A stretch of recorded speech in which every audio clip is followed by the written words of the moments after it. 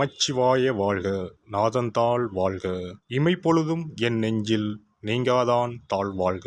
வாழ்க வளமுடன். அனைவருக்கும் இனிய வணக்கங்கள். அனைவருக்கும் இனிய ஆங்கில புத்தாண்டு நல்வாழ்த்துக்கள். பிறக்கும் இந்த புதிய ஆண்டில் உங்கள் வாழ்வில் மிகுந்த சந்தோஷமும் வளமும் பெற்று புதிய இலக்குகள், புதிய வாய்ப்புகள், புதிய வெற்றிகளுடன் இந்த 2024ஆம் ஆண்டு அமைய எல்லாம் வல்ல இறைவனை வேண்டி விரும்பி கேட்டுக்கொள்கிறேன்.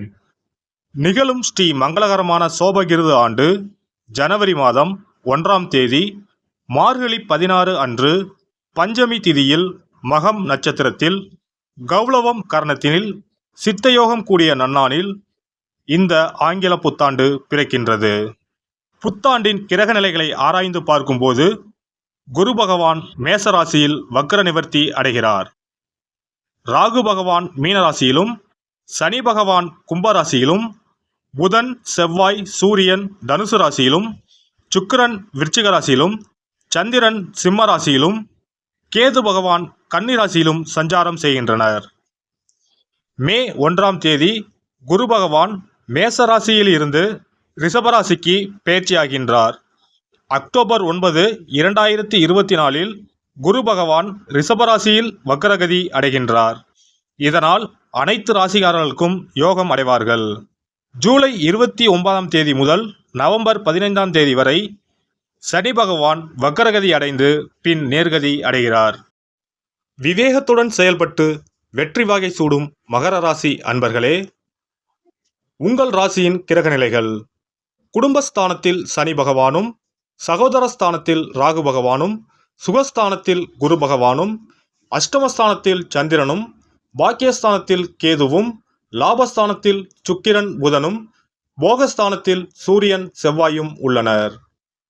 குரு பகவான் 5ஆம் பார்வையாக சிம்ம ராசியையும், 7ஆம் பார்வையாக துலாம் ராசியையும், 9ஆம் பார்வையாக தனுசு ராசியையும் பார்வையிடுகிறார். சனி பகவான் 3ஆம் பார்வையாக மேச ராசியையும், 7ஆம் பார்வையாக சிம்மம் ராசியையும், 10ஆம் பார்வையாக விருச்சிக ராசியையும் பார்வையிடுகிறார். பிறக்கின்ற ஆங்கில வருட புத்தாண்டில் இருக்கக்கூடிய கிரக நிலைகளின் அமைப்புக்கு ஏற்ப வாழ்க்கையில் இனி வரப்போகின்ற நாட்களில் ஏற்படும் சுபம் மற்றும் அசுப பலன்கள் என்ன என்பதை நாம் அறிந்து கொள்வோம். முயற்சிக்கு ஏற்ப முன்னேற்றம் பிறக்கும். உறவுகளுடன் அனுசரித்து நடந்து கொள்வது நல்லது. சோம்பலால் சில செயல்களில் தாமதம் ஏற்படும்.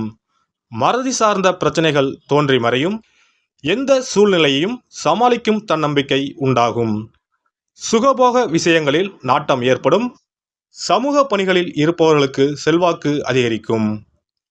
உடன் பிறந்தவர்களின் மூலம் அனுகூலம் உண்டாகும். பலதரப்பட்ட மக்களின் தொடர்பு கிடைக்கும். வழக்கு சார்ந்த பணிகளில் எதிர்பார்ப்புகள் நிறைவேறும். வெளிவட்டாரத்தில் செல்வாக்கு அதிகரிக்கும். மனை சார்ந்த செயல்களில் ஆதாயம் உண்டாகும்.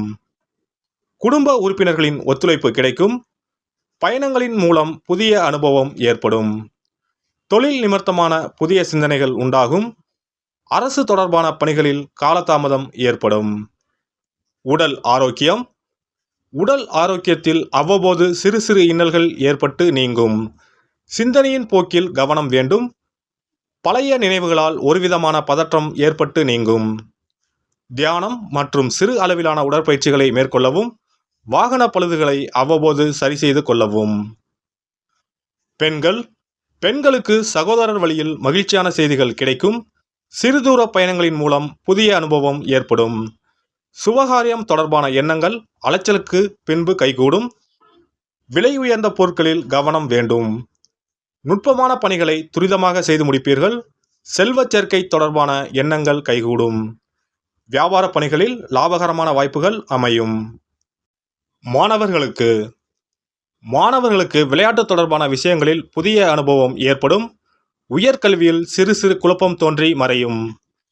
கணிதம் சார்ந்த விஷயங்களில் ஆர்வம் அதிகரிக்கும். நபர்களின் தன்மை அறிந்து நட்பு கொள்ளவும். மறதி தொடர்பான சிக்கல் தோன்றி மறையும். ஆராய்ச்சி பணி சார்ந்த வெளியூர் பயண வாய்ப்புகள் கைகூடும்.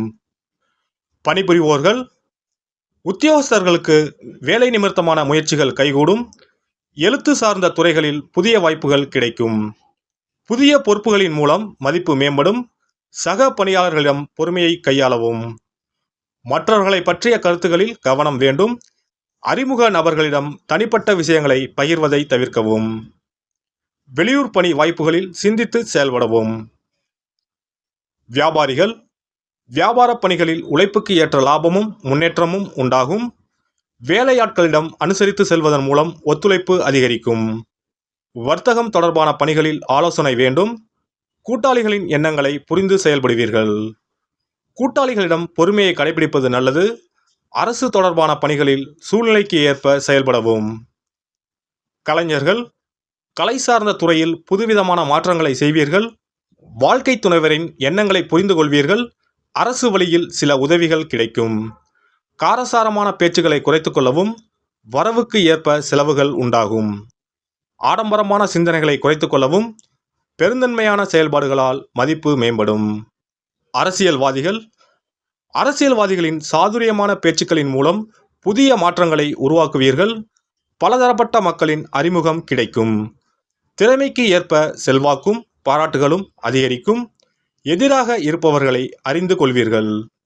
வழக்கு பணிகளில் சில மாற்றமான சூழல் ஏற்படும். வெள்ளிக்கிழமை தோறும் நல்லெண்ணெய் தீபம் ஏற்றி லட்சுமி நரசிம்மரை வழிபாடு செய்து வர செய்யும் முயற்சிகளில் உள்ள தடைகள் நீங்கும். சிறப்பு பரிகாரங்கள். வருமானத்தை பெருக்குவதற்கு வருமானம் வந்ததும் அல்லது சம்பளம் வாங்கியதும் அந்த தொகையில் 1% தொகையை தனியாக எடுத்து வைத்து விடுங்கள். அந்த பணத்தில் பாலால் செய்த இனிப்பு வகைகள், வாயில் போட்டாலே தித்திப்புடன் எளிதில் கரைந்து வாயிற்குள் போய்விடக்கூடிய இனிப்பு வகைகளை வாங்கி ஆதரவற்றோர், சாலையோர பணியாளர்கள், தூய்மை பணி செய்வோர், ஆதரவற்ற நிலையில் வறுமையில் வாடும் குழந்தைகள் மற்றும் தொழிலாளர்களுக்கு கொடுங்கள். மகிழ்ச்சியுடன் உங்கள் கைகளால் இனிப்புகளை கொடுங்கள்.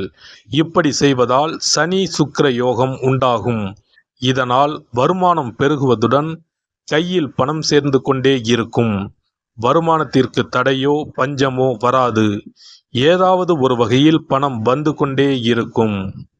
இது தவிர மாத சம்பளம் வாங்கியதும் அல்லது கைக்கு வருமானம் வரும்போது ஒவ்வொரு மாதமும் முதல் செலவாக வீட்டிற்கு கல்லுப்பு, ஊறுகாய் போன்றவற்றை வாங்கி வைக்கவும். கல்லுப்பு, ஊறுகாய் போன்றவை மகாலட்சுமிக்கு மிகவும் விருப்பமான ஒன்று. இந்த பொருட்கள் வீட்டில் இருந்தால் மகாலட்சுமியின் அருள் வீட்டில் இருந்து கொண்டே இருக்கும். எந்த காரணத்திற்காகவும் இந்த பொருட்களை தானமாகவோ கடனாகவோ கொடுக்கக்கூடாது. எல்லாம் வல்ல இறையருளால் நீங்களும் உங்கள் அன்பு குடும்பமும் உடல் நலம், நீலாயுள், நிறை செல்வம், உயர் புகழ், மெய்ஞானம் ஓங்கி வாழ்க வளமுடன்.